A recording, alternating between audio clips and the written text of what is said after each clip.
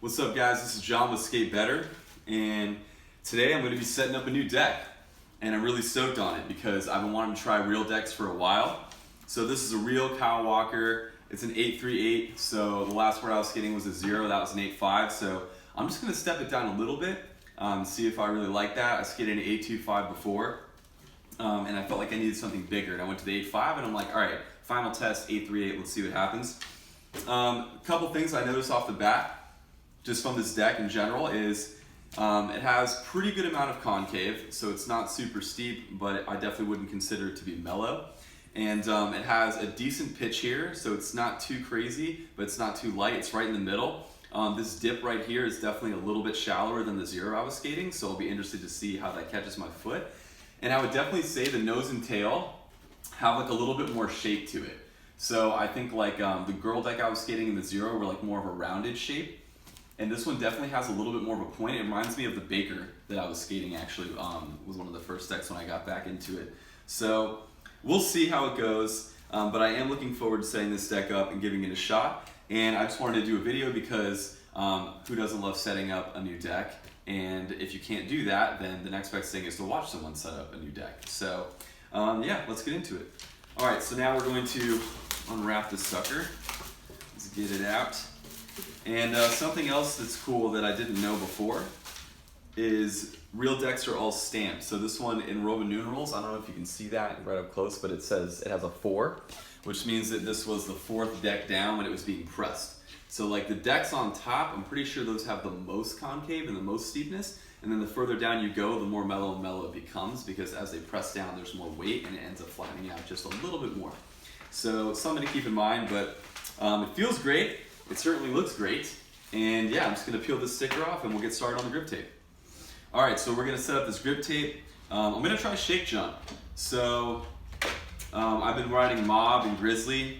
Mob for the last 2 decks, and I see a lot of people riding shake jump. It's supposed to be a little more mellow of a grid than Mob, and so, probably similar to Grizzly from what I'm hearing. So I just want to give it a shot and see if I like it, you know, whatever. I find that people that ride shake jump are either like the gnarliest pros I've ever seen, or like 13 to 8-year-old kids. So I don't know why that is. I don't know why there's no in between, but I don't care. For me, if it's a good grip tape and it works, I'll skate it. So I'm gonna try. I got the traditional shake jump logo.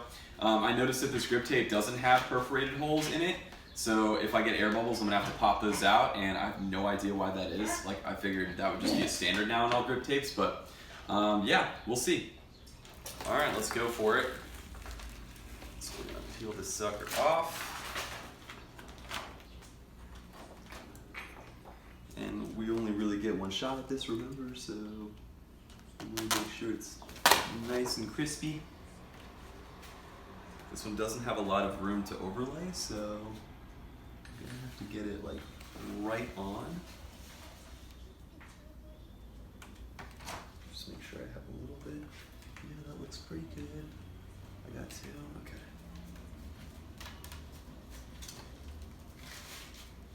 So I like to press it down on the whole thing. I get my tips going, and then I get the bottom going here, and I just kind of press it down in the middle like this. And then I just kind of slowly work my way, flattening it down to the edges. So just kind of keep working it from the inside. You want to work from the inside out, especially if it doesn't have those air bubble holes. And we're just going to press this down over here like this. It's looking good. I'm not seeing any air bubbles, which I'm liking. It's definitely a concern. Okay. All right, so just remember, my one thing that I tell people when you're pressing on your grip tape is your initial habit, or my initial habit, was to want to like fold everything down over the edges, and then it's actually going to make it a lot more difficult to cut. So I'm just going to press this down, and then we'll get to cutting. All right, so this is going to be loud, but we're going to do this along the edge of the deck. And if you watched my last video where I was setting up my 0, you know that all this really does is create an outline for you to trace against. So it definitely does get it a little bit more on the edges of the board, like just kind of locks it in place, but really what it does is just give you an outline to trace against when you're carving with your knife. So I'm gonna do this, and then we'll get to cutting. Good. Okay. All right, so now that we've made our outline, I'm gonna make a little slit right over here. So just right in this little corner right there, that little nugget. And we're gonna start to cut this bad boy. So yeah, I just like, what you wanna do is remember, just hold the blade on an angle. And so not like upright like this, but in like on an angle. And that's what's gonna give you that fresh cut. And I like to just keep this grip tape like this, so I just keep a nice amount of pressure on. I'm just holding with my hand, keep the blade nice and angled. And I'm just cutting up against that line that I made. And I think honestly, just keeping the blade angled is like the most important thing. If you don't angle your blade, you're gonna have a bad time. So, all right, I'm gonna make my way around the nose. Just kind of finagle it however you have to keep that tension.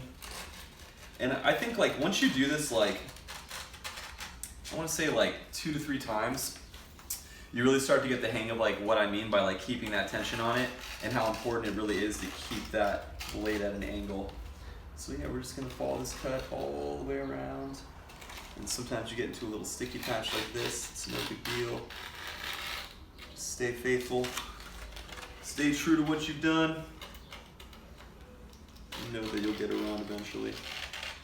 All right, I'm gonna work around this last little piece here.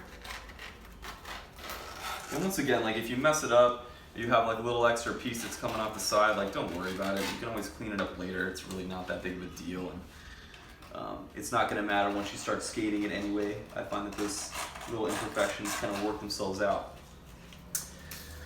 So yeah, dude, that's our shake chunk grip right there. So like I have a little bit right here. I'm gonna take a second and just clean that up, but we are gripped up. Feels good. And yeah, I can't wait to get this thing going. All right, so last thing that I kind of like to do, and a lot of people do it, some people don't, is just kind of like take the grip tape, go around the edge, and it just helps like sand everything down and makes it nice and smooth like on the edge of the grip tape. So I like to do that, and then I just give it like a light rub too. Just a very light, like not even really messing up the graphic that much, but just super light, because grip tape will ruin your shoes. And I find just getting like a little bit of that first layer off helps me a lot. Okay. All right, so now we're gonna punch our holes. And like I said, it's super easy. I just literally put these in, plop them down. So this is just a little reference point we're making for the other side. I'm gonna take those out, pop them out, I guess. And then what I like to do, once I got them out, is just go back in through the other side, one more time like this, just clean it up. Just clean that sucker up so you have clean holes going through both sides. So I'm gonna take a minute to do this, and then we'll get ready for the trucks. Okay, so now that we've made our holes, we're gonna get our trucks on. So I was debating whether I wanted to ride Indies or Thunders, and on my Zero I was riding Thunders. I was getting a lot of wheel bite. If you watch the review on that deck, it's just like this little dip right here where it goes into is just so deep, and it was just, I was getting too much wheel bite. So I switched it up back to some Independents, and yeah, like they were great. I definitely, had way less wheel bite. So I'm just gonna ride Indies on these. I already have them set up. If I hate them, I'm gonna go back to Thunders, no big deal. But yeah, I've been feeling Indies lately, so I do like the way that they grind. I'm finding that they grind a little bit better than Thunders. Still love the responsiveness of a Thunder, but yeah, we're gonna rock Indies. So these are pretty much already set up, and it's easier. I don't have to set up a new truck. I'm like, everything's already ready to go. And yeah, so I'm gonna do that. Last tip I have is like, my recommendation when you set up your trucks, if you're ever gonna switch them out, is just like label them. So I just take a Sharpie, one's labeled front, one's the back, and some people have like their bushing settings or the tightness slightly different in the front and the back, and you never really know exactly what it is.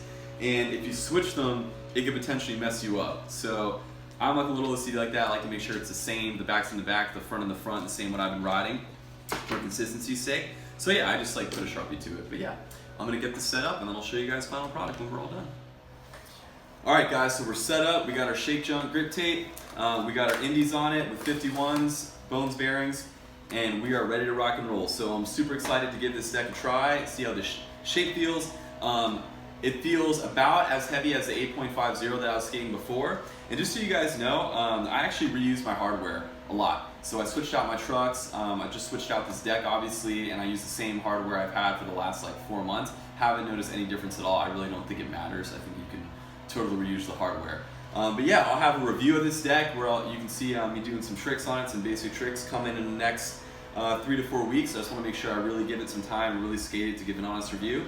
And that's it. Thanks for watching, and see you guys later.